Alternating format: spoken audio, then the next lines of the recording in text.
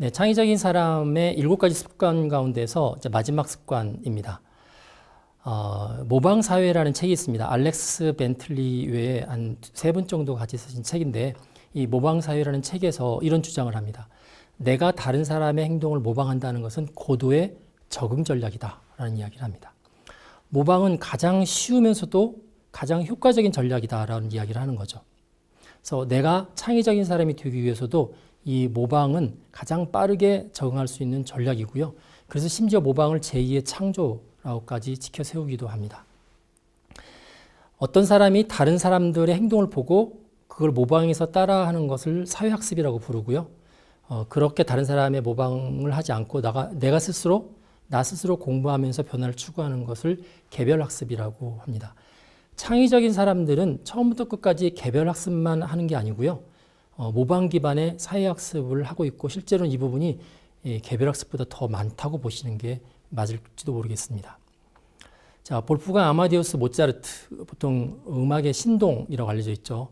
35세만 살았던 천재적인 작곡가였는데 이 모차르트의 아버지도 역시 음악을 하시는 분이었고요. 아주 어릴 때부터 음악 지도를 정성을 들여서 했던 걸로 알려져 있습니다. 그래서 별명이 음악의 신동, 동자가 이제 어린아이라는 뜻이죠. 음악의 신동이라고 합니다. 그래서 모차르트는 하늘에서 내려온 천재고 베토벤은 하늘로 올라간 천재다라고 하는 말이 있을 정도로 어렸을 때부터 능력을 타고났다고 보통 알려져 있습니다. 그렇지만 모차르트 역시 시행착오 없이 처음부터 덥석덥석 그 명작을 양산했던 그런 사람이 아니고요. 기회가 있을 때마다 음악 공부를 게을리하지 않았고 또 다른 사람들의 했던 음악을 본인이 공부하고 학습하는 시간을 충분히 가졌던 그런 작곡가였습니다.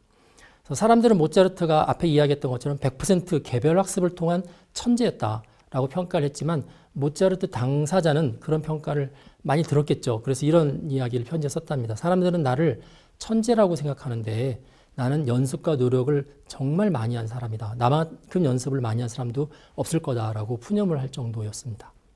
그래서 그가 음악 공부를 하는 과정 가운데서 다른 사람들의 작곡가들의 곡을 보고 따라하는 그 사회학습, 그 부분들을 상당히 많이 했기 때문에 나중에 이런 고백을 했습니다. 나도 이제는 그들과 같이 갈 수준이 되었다. 이렇게까지 고백을 했던 건이죠. 그래서 기존 작곡자들에 대한 모방을 통한 사회학습은 모차르트에게도 힘들지만 필요한 시간이었고요. 이걸 기반으로 해서 그 이후에 자기만의 독특한 음악 세계를 만들고 명작을 작곡했다라고 보는 것이 더 옳을 것 같습니다. 우리는 앞서서 스캠퍼 이야기를 했죠. 스캠퍼를 통해서 창의적인 사람, 창의적인 선배들이 창의적인 행동 과정에서 나타내는 공통점 7가지를 알아봤습니다. 스캠퍼도 내가 창의적인 사람이 되기 위해서 일종의 모방 기반의 사회학습이다라고 이렇게 평가를 해도 될 것 같습니다. 다만 스캠퍼는 다른 창의적인 사람들의 행동 과정, 예를 들면 기존의 것에서 어떤 것을 만들기 위해서 대체를 한다든지 없앤다든지 이런 7가지의 행동 과정에 초점을 맞춘 거가 바로 스캠퍼인데요. 자, 이번 시간에는 행동 과정이 아니라 창의적인 산물, 성공적인 산물에 초점을 맞추는 시간을 갖도록 하겠습니다. 그래서 창의적인 사람, 창의적인 선배들이 이미 성공해서 만들어 놓은 성공 산물에 대해서 그거를 우리가 모방하는 거에 대해서 알아보도록 하겠습니다. 물론 이제 100% 그대로 모방하면 요즘 흔히 하는 표절이 되는 거죠. 반면에 창의적인 사람들은 모방을 하긴 하지만 다른 사람들의 성공 산물을 곧잘 모방하긴 하지만 바로 100% 모방하는 게 아니고요. 자기에게 주어진 문제에 맞게끔 재해석을 합니다. 그걸 분석을 하고 그 안에서 원리를 뽑아내서 그거를 자기가 풀고자 하는 문제하고 직접 연결을 합니다. 그래서 이 방법 이름을 강제 연결법이다라고 이야기를 합니다. Forced Relationship이라고 이야기하죠. 원래는 아무런 상관이 없는 별개의 두 물건인데 영역도 다릅니다. 예를 들어서 내가 하는 것은 공학인데 저쪽은 예술이다. 이럴 수 있죠. 그런데 두 개를 강제로 연결시키는 거죠. 그래서 강제 연결법은 지금 내가 고민하고 있는 문제의 외부의 다른 사례를 강제로 해석해서 연결하는 방법이다라고 해석하시면 될 것 같습니다. 이 외부의 다른 사례는 현재 내가 다루고 있는 영역하고 완전히 동떨어진 것이 대부분입니다. 하지만 그 분야에서 성공을 했고 그 분야에서 창의적이라고 사람들이 칭찬하고 인정받는 사례일수록 강제연결법의 효과는 큽니다. 자, 강제연결법은 겉으로 보기에 말 자체가 그렇죠. 강제연결이라는 말을 쓰죠. 아무런 연관성이 없는 것들을 연결하는 겁니다. 그래서 이 강제연결법에 의해서 자꾸 모방하는 사고, 분석하는 사고, 연결시키는 사고를 하면 할수록 당사자의 창의적 사고력이 부쩍부쩍 성장을 하게 되는 장점이 있습니다. 강제연결법을 통해서 만들어진 창의적 산물은 대개는 이 개선의 수준을 벗어납니다. 혁신 제품이고요. 이전 제품들하고 전혀 다른 형태의 제품일 가능성이 상당히 큽니다. 서비스도 마찬가지죠. 왜냐하면 전혀 연관성이 없는 영역의 대상들을 연계했기 때문에 그렇습니다. 다른 분야의 성공적이고 창의적인 산물을 모방했기 때문에 이 분야에서도 역시 성공적이고 창의적일 수 있습니다. 더구나 이제 시대적으로 따지면 지금 이 시대에 저 분야에서 인기 끌고 있는 부분을 분석해서 내 분야에도 적용을 시키면 역시 이 시대의 내 영역도 똑같은 평가를 받을 수 있다는 이제 확률이 높아지는 거죠.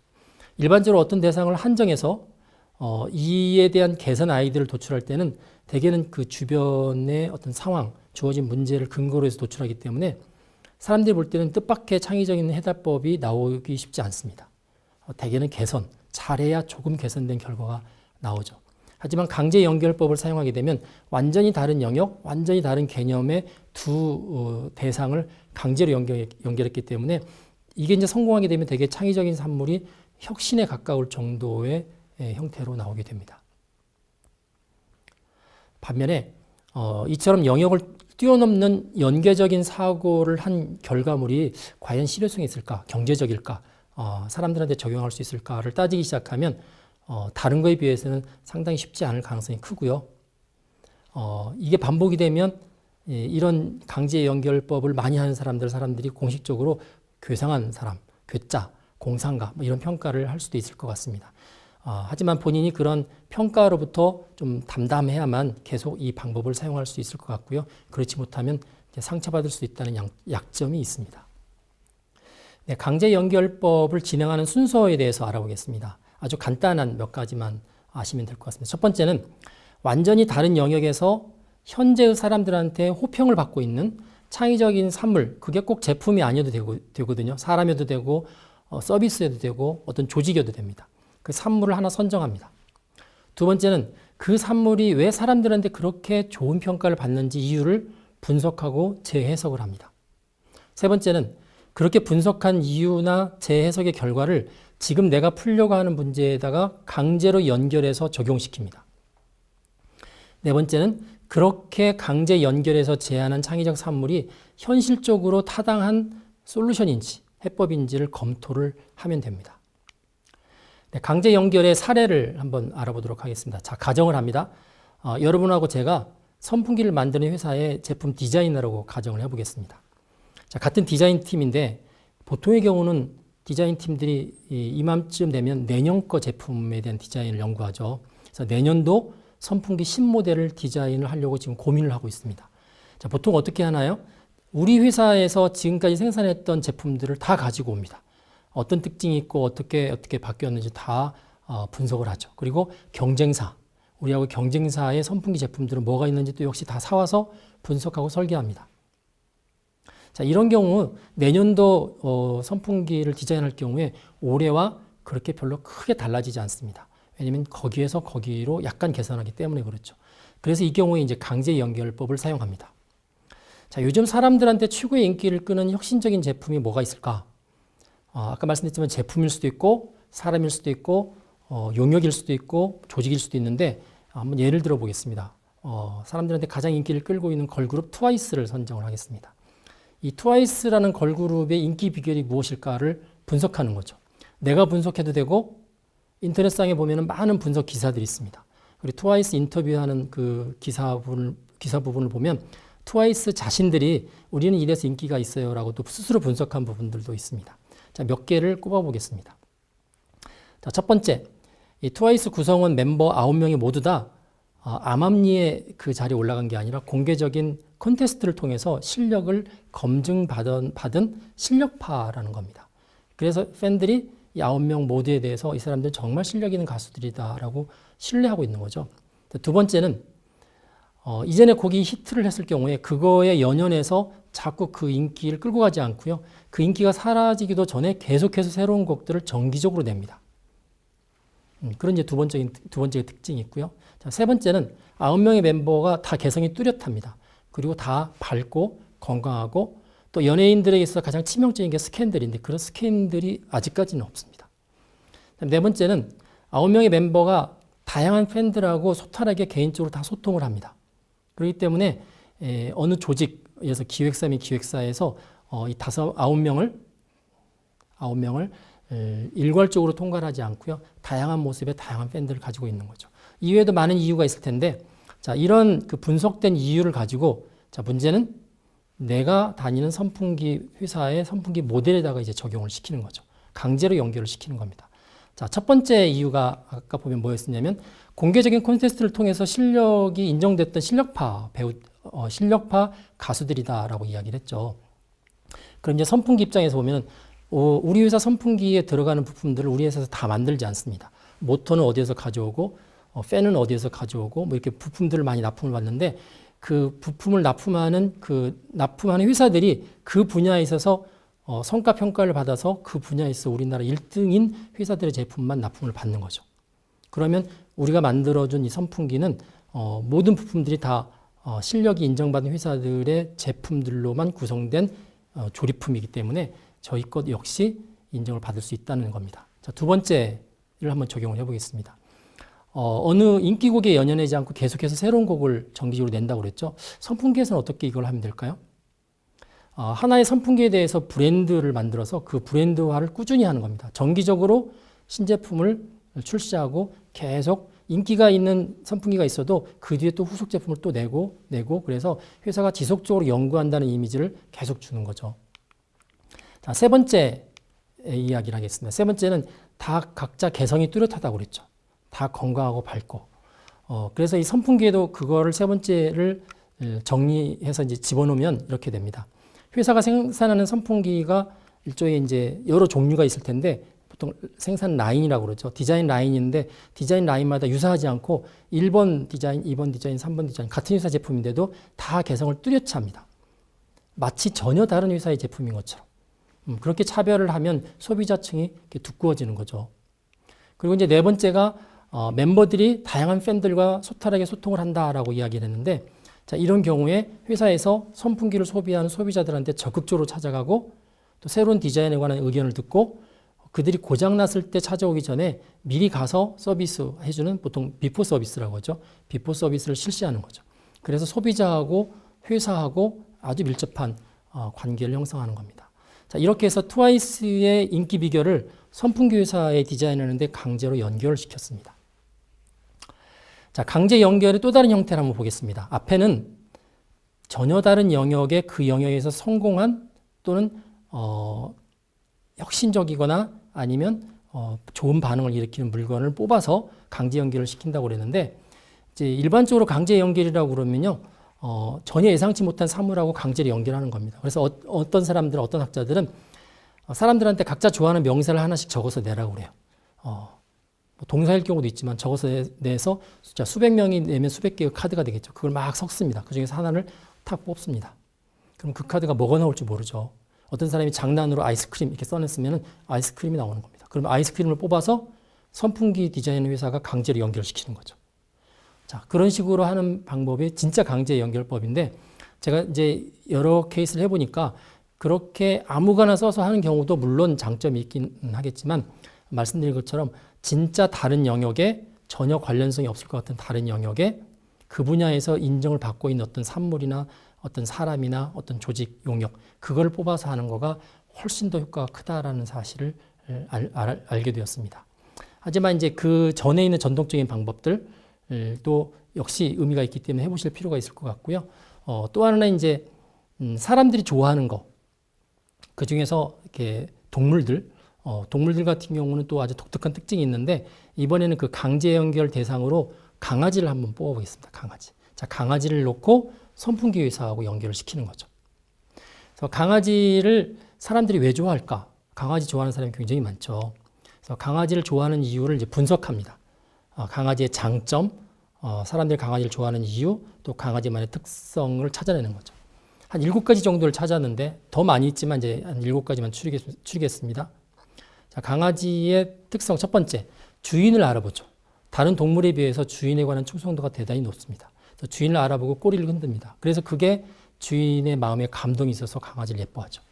두 번째는 주인의 말을 잘 알아듣습니다. 그리고 반응을 합니다. 앉아 그러면 앉고 또 야단을 치면 또 야단치는 걸 알아듣습니다. 세 번째는 주인이 아닌 외부인을 보면 짖습니다. 주인 입장에서는 고마운 거죠. 네 번째는 여기저기 뛰어다니는데 뛰어다니는 모습이 정말 귀엽습니다.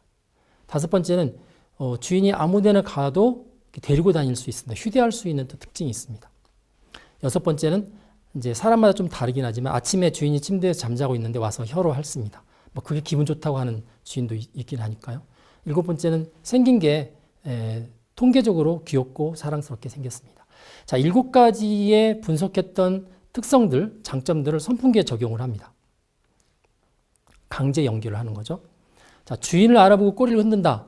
자, 선풍기가 주인을 알아보도록 하는 겁니다. 선풍기가 춤을 추듯이 이렇게 움직이게끔 하면 보통 선풍기는 움직이지 않죠. 이렇게 회전만 하는데 그런 동작을 하게 되면 사람들이 마치 강아지를 좋아하듯이 선풍기를 좋아할 수 있다라는 이제 개연성이 나타나는 거죠. 두 번째가 주인의 말을 알아듣고 반응한다고 그랬는데 방금 전에 말씀드렸던 음성인식을 통해서 켜져 그러면 켜지고요. 그만 그러면 그만하고 구태여 가서 스위치를 누르지 않아도 리모컨으로 조작하지 않아도 강아지처럼 말을 알아듣게 만드는 거죠. 세 번째, 외부인을 보면 짖는다고 되어 있죠. 그래서 외부인이라는 거가 이제 특이한 대상인데 선풍기로 따지면 선풍기에 어떤 이상한 현상이 벌어지는 거죠. 예를 들어서 고장이 생긴다든지 그렇게 되면 그 고장에 관한 알람들을 알려서 강아지로 따지면 짖는 것처럼 보이게 할 수도 있을 것 같고요. 제가 수업 시간에 이걸 진행하는데 어떤 친구가 그런 이야기를 했어요. 외부인이 들어와서 아무리 켜려고 해도 얘가 켜지지 않게 하면 된대요. 그러다가 주인이 켜져. 그럼 다 켜지는 거죠. 그래서 외부인을 보면 짖고 주인을 보면 꼬리 치는 거를 선풍기에다 그대로 적용을 시키면 선풍기 주인은 그 선풍기를 아주 예뻐할 거다. 뭐 그렇게까지 이야기하는 경우를 봤습니다. 자, 네 번째는 이리저리 뛰어다닌다고 그랬는데 선풍기가 이제 코드 전원으로부터 이렇게 코드가 꼭 이렇게 끼워야 되는 게 아니고 코드리스 선풍기가 돼서 안에 바닥에 바퀴를 갖고 있습니다. 그래서 주인이 거실에 왔다 갔다 하면 선풍기가 따라다니면서 계속 바람을 제공하는 거죠. 마치 강아지가 따라다니듯이 그렇게 하는 거가 이제 네 번째가 되겠습니다. 다섯 번째, 주인이 아무데나 데려갈 수 있다. 선풍기도 역시 휴대할 수 있도록 만드는 거고 요즘 휴대용 선풍기들이 많이 인기가 있죠. 여섯 번째, 아침에 주인 침대에 와서 혀를 핥는다. 선풍기에 그 선풍기 뒤쪽에다가 물기를 머금은 이렇게 천을 두면은 먼지를 흡착합니다. 그래서 먼지 흡착하는 기능을 혀를 핥는다 하는 기능으로 이렇게 연결시켜서 기능을 넣을 수도 있을 것 같고요. 일곱 번째가 귀엽고 사랑스럽다. 그럼 선풍기 디자인을 정말 귀엽고 앙증맞게 동물 모양이라든지 여러 가지 모양으로 설계를 하면 됩니다. 자, 이런 특성을 갖는 선풍기를 새로 디자인해서 제품을 출시하게 되면 기존의 선풍기하고 상당히 많은 차이가 벌어지는 개선된, 혁신된 선풍기라는 것을 사람들이 인식할 수가 있습니다. 자, 이제 이번 시간을 마무리하면서 제가 책을 한 권을 소개해 드리겠습니다. 그룹 지니어스라는 책입니다. 창의적인 사람의 7번째 습관, 남의 도움을 기꺼이 받는 습관과 관련되어 있는 책입니다. 이 그룹 지니어스의 타이틀이 뭐라고 되어 있냐면 최고의 성과를 내려면 팀으로 움직여라 이렇게 되어 있습니다. 이 키스 소여라는 사람이 쓴 책이고요. 이 안에 여러 가지 사례가 있는데 한 가지 이렇게 눈에 띄는 사례가 있습니다. C.S. 루이스라는 사람이 있습니다. 들어보셨죠? 또 J.R.R. 돌킨, 존 로널드 루엘 돌킨이라는 사람이 있습니다.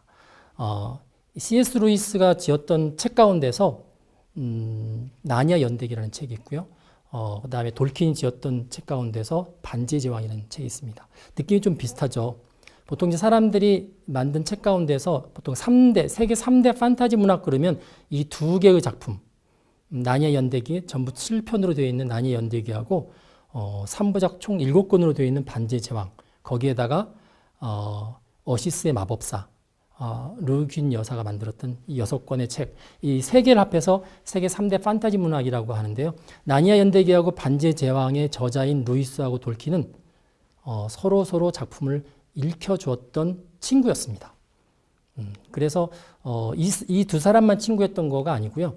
실제 이렇게 작가 활동하는 사람들이 서로 모여서 자기의 작품을 펴내기 전에 자기 원고 상태에서 서로 리뷰를 받는 그런 그 클럽이 있었는데 그게 옥스퍼드 대학이 있었습니다. 디 잉클링스라는 건 이거였었는데요. 디 잉클링스라는 그룹이었었는데 1930년대에 세워졌다가 한 20년 동안 활동하다가 지금은 없고요. 그 당시에 멤버를 보면 13명, 그러니까 루이스와 돌킨을 포함한 13명의 정규 멤버가 있었고 가끔씩 들고 나는 방문자 한 10명 정도가 구성이 되어 있었습니다. 자, 이게 의미하는 게 뭘까요?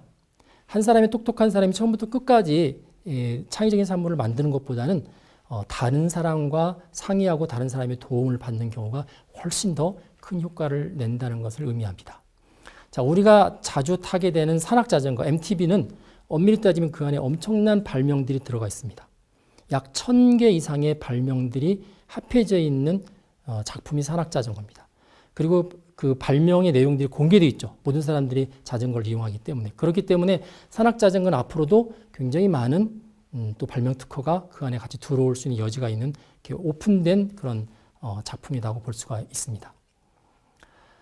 자, 리눅스는 유닉스라는 운영체제로 또 만든 겁니다.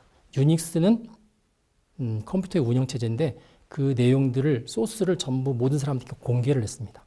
그렇기 때문에 유닉스로 인해서 만들었던 리눅스로 해서 만들었던 안드로이드 역시 오픈소스죠. 그러다 보니까 이제 구글폰 같은 경우는 안드로이드 기반이죠. 소스가 오픈되어 있다 보니까 어떤 단점이 있냐면 바이러스라든지 해킹에 취약합니다. 왜냐하면 해커들도 소스를 같이 보고 있기 때문에 그렇죠.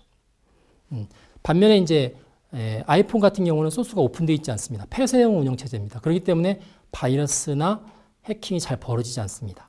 사람들이 볼 때 그래서 아이폰은 굉장히 안정된 스마트폰으로 알려져 있고 보통 이제 구글 폰들은, 안드로이드 폰들은 주로 취약하다 이렇게 알려져 있는데 당장은 그렇게 나타날 수밖에 없습니다. 그 태생 자체가 그러니까. 하지만 오픈소스의 특징은 뭐냐면 엄청나게 많은 사람들이 그 소스를 같이 연구하고 있습니다.